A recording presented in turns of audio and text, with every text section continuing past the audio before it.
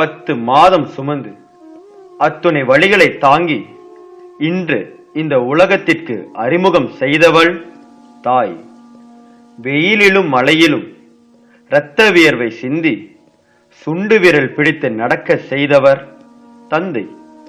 மாதா பிதா குரு தெய்வம் என்ற சொற்றொடரை பார்க்கும்போது குரு என்பவர் யார்?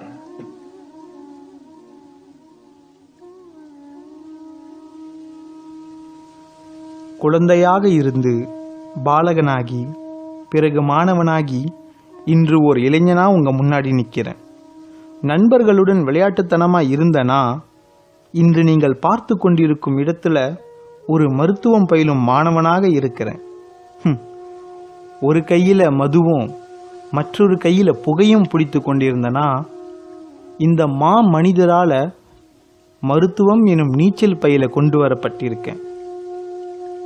மலேசியாவில் இருந்து கடல் தாண்டி பாலியில் இருக்கும் உடையனா பல்கலைக்கழகத்துல பயிலும் காரணம்தான் என்ன? அந்த மனிதரை சக மனிதரா பார்த்த என்னுடைய கண்கள் இன்னைக்கு அவரை அதே மாதிரி பார்க்க மறுக்கிறது.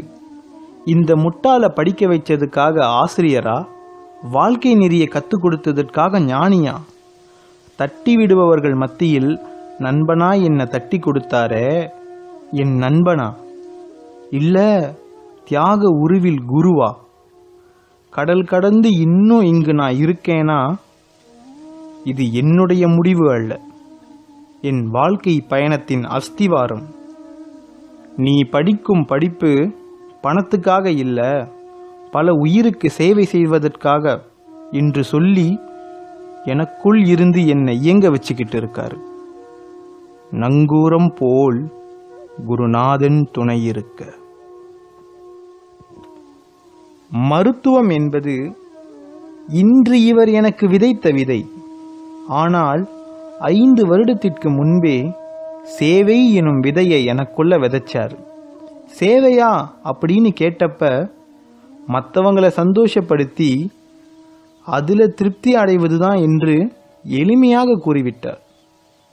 என் வாழ்க்கையில சேவை என்பது வீட்டு முன்னாடி நன்கொடை கேட்டு வருவங்களுக்கு ஒரு 2 வெள்ளி கொடுப்பது, கடைக்கு போகும்போது ஓரத்தில் உட்காந்துருக்கிற பாட்டிக்கு பணம் கொடுப்பது, இவ்வளவுதான்.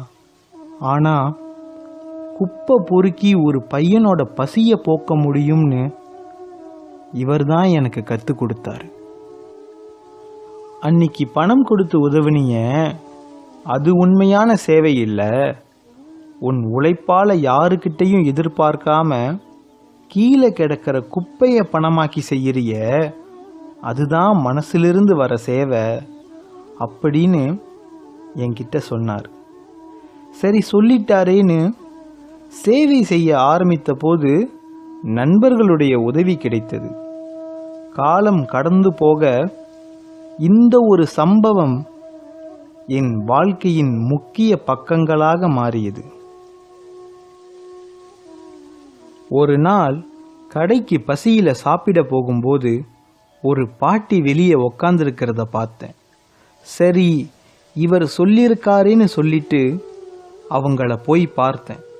பாவம், பசி யாரைத்தான் விட்டுச்சு.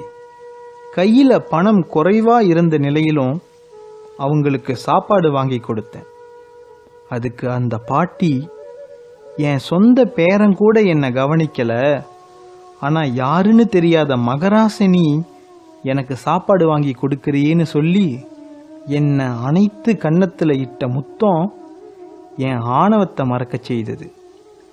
நான் ஆரம்பத்தில் சொன்ன மாதிரி எப்பொழுது என்னுடைய கைகள் குப்பைகளை பொறுக்க ஆரம்பித்ததோ அப்பொழுதே என்னை அறியாமல் என் புகை பழக்கமோ மது பழக்கமோ என்னை விட்டது. நான் வாழ்நாளில் படித்த எந்த புத்தகத்திலும் இது சித்தரிக்கப்படவில்லை. உனக்கொன்று உனக்காக இணையாக்குவேன். எங்கு பார்த்தாலும் இளைஞர்களால் சூழப்பட்டிருக்கும் இந்த காலத்தில் எத்தனை ஆசானுக்கு தான் கற்றுக் கொடுத்த மாணவர்களின் பெயர் தெரியும்? ஒரு நாள் நிலவின் வெளிச்சத்தின் கீழ் கண்ணை கசக்கிக் கொண்டு இவரோடு தொலைபேசியில் பேசிக் கொண்டிருந்தேன். அப்போது நான் அவரை சந்தித்த நாளிலிருந்து இன்று வரை நான் செய்த ஒவ்வொரு சிறிய விஷயங்களையும் நினைவு வைத்து என்னிடம் கூறினார். 2 டிகிரி, ஒரு மாஸ்டர், தற்போது சக்தி வழிபாட்டில் முனைவர்.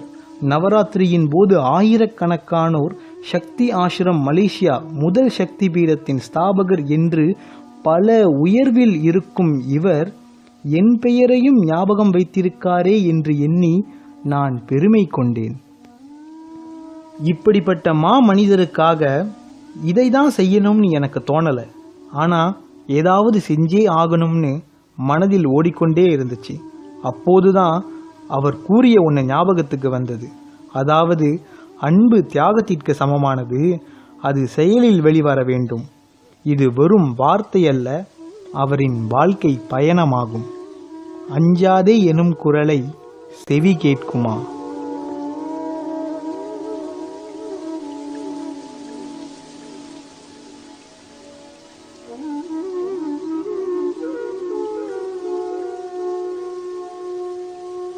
ஐயா, கீழே குப்பை இருக்கு, அதை எடுக்கணும்னு தோணலையா? ஆமால, அவர் இங்கே இருந்திருந்தா இந்த குப்பையை எடுத்திருப்பாரு. அவரே அதை செய்யும்போது நீ ஏன் நிற்கிற? போ. இப்போ கூட பாருங்க, எனக்குள்ளே இருந்து என்னை இயங்க வைக்கிறாரு. அவர் எப்போதும் சொல்றது, மற்ற இளைஞர்கள் எப்படி வேண்டுமானாலும் வாழலாம், ஆனால் நீ யாருடைய வளர்ப்பில் இருக்க, யாரோடு வாழ்ற என்பதை எப்போதும் நினைவில் வச்சுக்கோ. இப்படி குப்பையில் கேட்ட அந்த குரல் வாழ்க்கையில் பல விஷயங்களை என்னை வழிநடத்தி என் பயணத்தை தொடரும் திருக்குறளாக இருக்கு. நினைத்தாலே அபயம் தரும் கரம் கிடைக்குமா?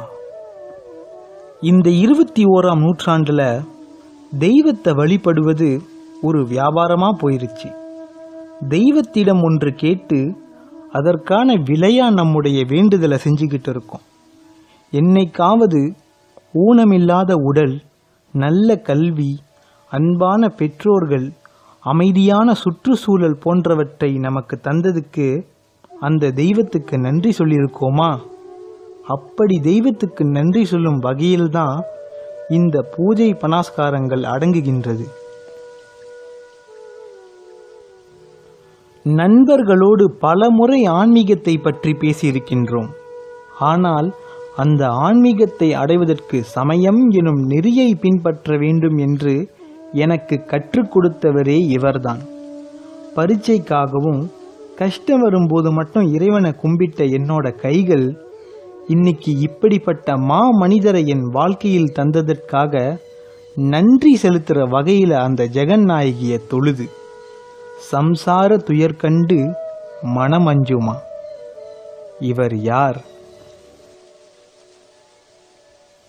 1969 செப்டம்பர் மாதம் 12ஆம் திகதி இந்த பூலோகத்தில் பொருளாதார ரீதியில் பின்தங்கிய குடும்பத்தில் பதிவானது ஒரு சிசுவின் பிறப்பு. இந்த சின்ன வயசிலேயே பிராணிகளுக்கும் மற்றவர்களுக்கும் உதவி செய்யணுன்ற எண்ணம் ஆழமா இருக்குதே.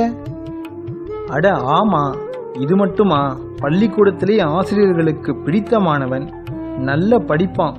பாட்டினா இவனுக்கு அவ்வளவு பிடிக்கும்.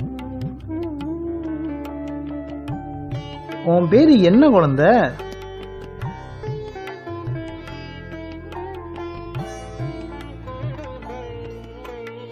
படிப்பில் கெட்டிக்காரனாக இருந்தாலும் வாழ்க்கையில் வெற்றி பெற வேண்டும் என்ற ஆசை அதிகம். அந்த வைராக்கியமும் பாட்டியின் பிரிவும் தான் இவரை தேடலுக்கு ஆழ்த்தியது. சிலருக்கு வரலாற்றில் சில பக்கங்கள், சிலருக்கு வரலாற்றில் சில அத்தியாயங்கள், ஒரு சிலர் மட்டுமே ஒரு வரலாற்றையே படைக்கிறார்கள். அப்போதைய மலேசியாவிற்கு தெரியாது இந்த இளைஞன் தனக்கென்று ஒரு வரலாற்றை படைக்கப் போகிறான் என்று.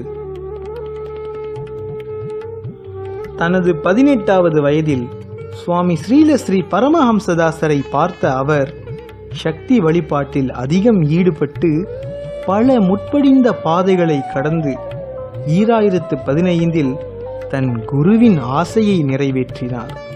அதுவே மலை அடிவாரத்தில் கட்டப்பட்டிருக்கும் ஸ்ரீ சக்தி ஆசிரம்.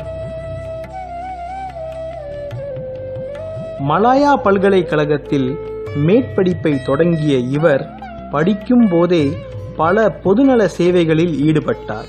இலவசமாக பிரத்யேக வகுப்பு ஆரம்பித்த இவர் இன்று 500க்கும் மேற்பட்ட பட்டதாரிகளை உருவாக்கியுள்ளார். இப்படி படிப்படியாக இந்தியர்களின் நிலையை மாற்றினார். தன்னையே மறந்து மக்களின் நலனுக்காக வாழ்கிறார்.